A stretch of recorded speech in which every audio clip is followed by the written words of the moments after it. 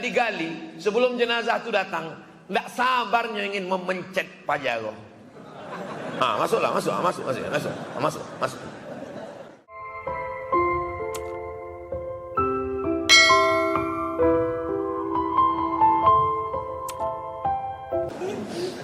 Apa hukumnya orang mengambil hak orang lain? Mengambil tanah, berisabinya, mengambil tanah. Siana menggeser, mengalih pancang tanah, pancang batas tanah, lah ditetapkan oleh BPN, tetangga, RT, RW, Kades, Kadus, RT, sadonyo lah Pak Camat, malam-malam digesernya. Lalu kemudian apa kata Allah? Qaida shibrin, sejengkalnya geser, tuwiqa, maka inyo akan dililit beko di kubuhnya sab'i aradin, 7 lapih tanah. Di atasnya digesernya sejengkal, 7 lapih tanah ke bawah malilit leher. Kamu nak ada menggeser sejengkal ya? Jadi barak 2 meter. Siap-siap lah. Makanya mau ke kubur orang mati, indak pakai meteran. Ambo baru tahu waktu terlalu capek bana datang ke pemakaman. Ada ketua masjid meninggal di jalan. Anda boleh sabit namanya, menjaga kode etik jurnalistik. Pak, ini ketua masjid yang meninggal di sini kan? Iya. Mana kok orang udah pulang? Ustadz terlalu cepat datang. Ambo terlalu capek datang. Adolah bambu panjang. Kamu tanya, kok bambu kau untuk apa? Untuk mengukur. Rupanya mengukur panjang orang mati itu tidak pakai meteran, pakai bambu. Mengapa pakai bambu Pak? Supaya beko kalau kubunya kau menyempit, tidak disalahkan tukang gali kubur. Sebab kalau pakai meteran dikhawatirkan orang itu salah hukum. Tapi kalau kenapa kuburnya sempit? Pak, buluh kau nak mungkin memendek. Jadi Pak, rupanya selalu kejadian tanah lah digali sebelum jenazah itu datang, tidak sabarnya ingin memencet Pajero. Masuk. Jangan sampai digali orang 180 sampai jenazah awak tinggal 80 selesai.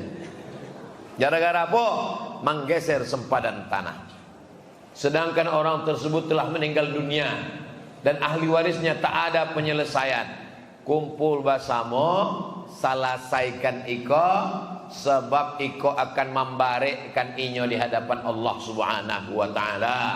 Orang yang mati syahid, cek amaknya, engkau mati syahid nak, cek Nabi, alun tentu sebab mungkin ado aniaya memakan harato orang.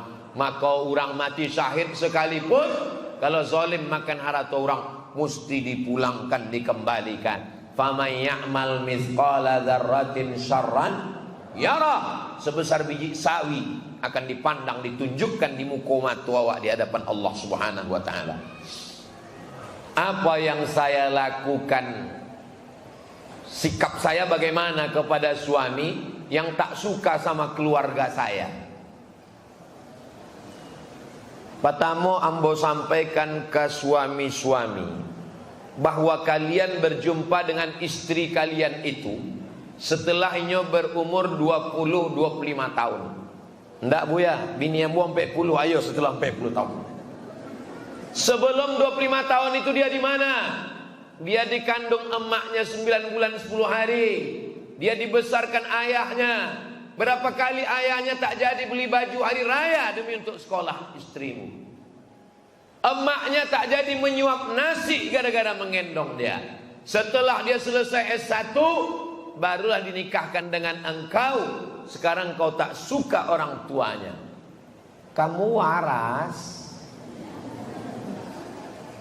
Menikah bukan hanya sekedar laki-laki dan perempuan. Menikah adalah menghubungkan dua keluarga besar.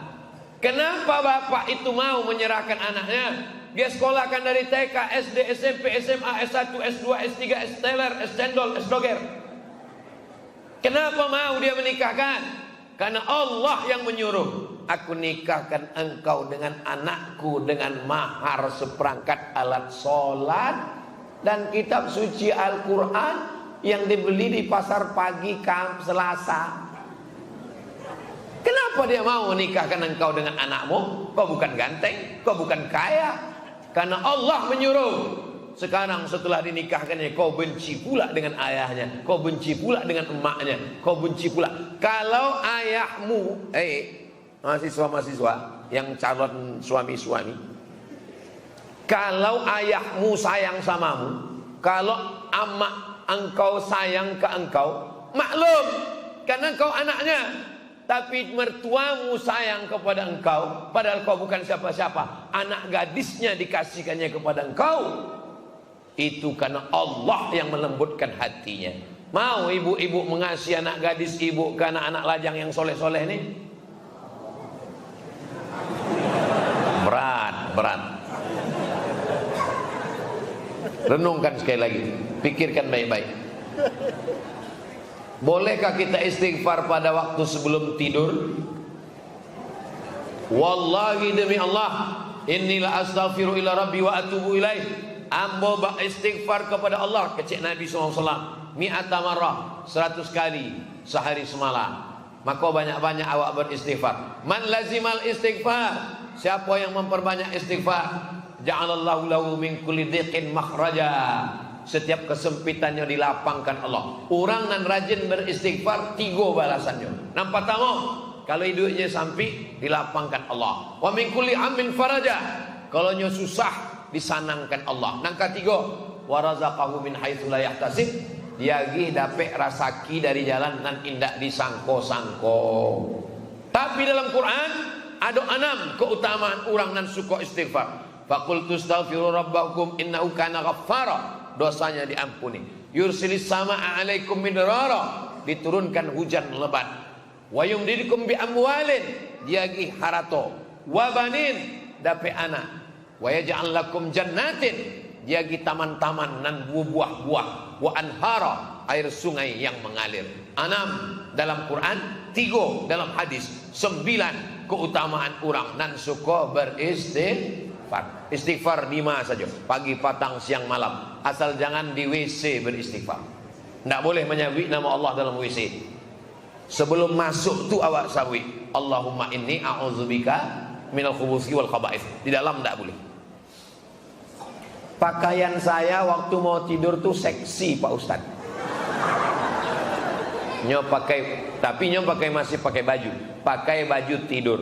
Kalau nyo surang di kamar tu ndak ada orang lain, nyo pakai baju tidur, pakai piyama, walaupun nyo padusi pakai celana pendek, pakai baju pendek, ndak ba'a. Asal jangan inyo buka aurat mughallazah, aurat nan bare. Sebab walaupun awak surang, tetap ada malaikat nan mengawasi. Inna alaikum lahafizin kiraman katibin ya'lamuna ma taf'alun. Tetap awak menutup aurat, tetap awak beristighfar kepada Allah Subhanahu wa taala. Apa hukum orang nan suka membuka aib orang lain yang sudah puluhan tahun? Nampak tamu? Ayuhibbu ahadukum ayyakula lahma akhihi maitan fakarihtumuh. Inyo samo bantu memakan bangkai.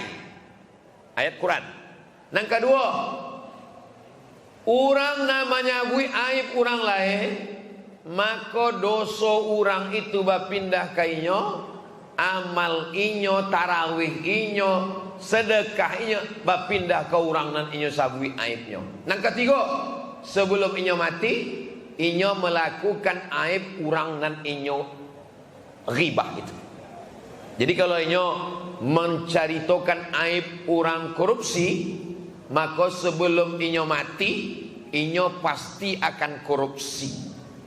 Kalau inyo menceritakan aib orang, apa aibnya? Oh, orang itu kau menipu, sebelum mati inyo akan menipu. Lalu tidak boleh awak sabui kesalahan orang. Boleh dalam 3 kasus. Boleh. Bukan ghibah namanya, dalam 3 kasus. Pertama, bersaksi di pengadilan. Ambo hakim bertanya ambo saksi. Saksi, benarkah saudara melihat tindakan korupsi ini? Sebenarnya saya mau jawab Pak Hakim, tapi kata Ustaz Somad tak boleh. Boleh bercerita, sebab dalam keadaan bersaksi. 2, bertanya fatwa. Assalamualaikum Ustaz Somad, Waalaikumsalam. Boleh mau bertanya? Boleh. Apa hukumnya si fulan? Tentang masalah apa? Itulah mun tak berani menyabutnya. Apa menjawabnya? Bertanya fatwa boleh. Kalau sagan sabik nama inisial, menjaga kode etik jurnalistik. Yang ketiga, boleh menyebutkan kebatilan orang supaya orang lain jangan tertipu. Ambo patang kanai buya, kanai ambo sampai rati juta, maka buya jangan sampai kanai. Tapi sabik sekali saja. Kalau sampai 2-3 kali itu bukan menyelamatkan orang, tapi memang hobi. Jalan. Kertas terakhir. Assalamualaikum warahmatullahi wabarakatuh. Waalaikumsalam warahmatullahi wabarakatuh. Semoga Allah selalu memberikan kebaikan dan keberkahan kepada Ustadz. Amin ya rabbal alamin. Perkenalkan Ustadz, saya mahasiswi arsitek tur dari Undri. Saat ini dan ke depan bumi akan semakin sesak dan kompak. Begitu pula dengan lahan yang tersedia akan semakin sedikit dan mahal. Merujuk pada penggunaan lahan sebagai pemakaman, ditemukan inovasi ide penggunaan sistem basement, rusun bawah tanah yang terintegrasi sistem. Pertanyaan, apakah boleh arsitek muslim melakukan hal tersebut dan bagaimana hukumnya? Di Mesir, tanah pekuburan itu tidak bertambah-tambah. Kok tanah pemakaman itu tetap tidak bertambah. Sebab apa? Beda dengan Tampe Awak. Tampe Awak satu makam, satu makam, satu makam, satu makam, satu makam. Maka makamnya makin bertambah-tambah. Lama-lama banyak lu orang mati dari orang hidup lain. Kalau di Mesir tidak bantu itu. Maroko pun itu. Ambo mencari makam di Maroko. Kebetulan ambo sampai. Tidak sampai seminggu di Maroko ada orang Indonesia yang meninggal. Sampailah di pemakaman. Jadi lubang itu juga nanti digali. Kariangnya di dalam. Sebab tanahnya tidak becek bantu awak, tidak berlumpuh, pasir. Jadi lubang itu juga digali, dimasukkan lagi jenazah baru. Because sesudah adalah setahun hilang, hancur, digali juga. Jadi satu makam itu bisa banyak sekali. Tidak perlu dibangunkan basement. Tapi dalam Tampe Awak, di iklim awak tropis, tanahnya gambut, ingin dibangunkan basement ke bawah, boleh kan Pak Ustaz? Raso-rasonya kalau untuk Riau alun lain, sebab tanah masih lawe. Cobalah naik pesawat awak di atas, masih banyak tanah kosong. Tapi secara fikih hukumnya al aslu fil asya al ibaha. Hukum asal segala sesuatu boleh. Bagaimana kalau untuk pemukiman orang hidup? Jadi kalau kini ada pembangunan kondominium, gedung pencakar langit KT, bagaimana kalau dibangunkan ke bawah? Al aslu fil asya al ibaha. Hukum asal boleh. Kapan dia jadi haram? Kalau menimbulkan mudarat. Dibangun ke bawah, listriknya lebih mahal. Kenapa? Karena lampu mesti hidup terus. Kalau tidak tak pakai AC, angin mati. Sebab tanah ini makin ke bawah bukan makin dingin, makin panas. Sebab ada api di bawah. Nah ini, jadi hukum asalnya boleh sampai ada mudarat, maka dia menjadi jatuh kepada haram. Wallahu a'lam bishawab. Itulah kajian awak subuh iko. Mudah-mudahan bermanfaat.